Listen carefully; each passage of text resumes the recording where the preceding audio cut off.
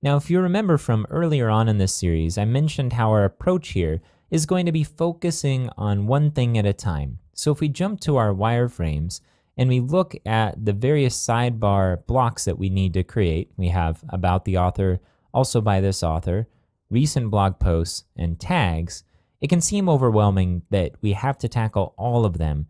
But let's start at the top, and we'll begin by looking at each one of these bits of information individually. So we don't have to feel overwhelmed. Let's just start there.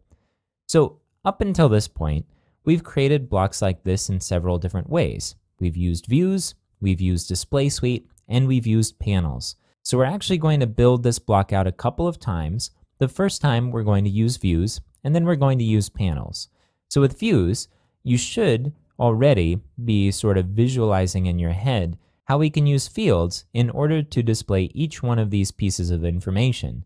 The unique one is going to be this Learn About Jones at their website, which actually combines a couple of different fields into one. The second trick with this view is going to be displaying the right information on each blog page. So this shows about the author. We need to make sure to create a relationship between the node, the blog entry node, and the user that created it.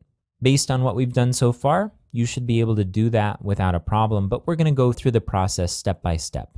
Now, like I mentioned before, I think it makes a little bit more sense to use whatever the content that we're displaying as the base type for the view. So ultimately, I think using a user for the base for this makes more sense than using a node.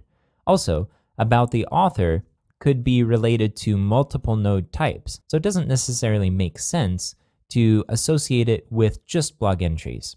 All right, enough talk, let's go build this out.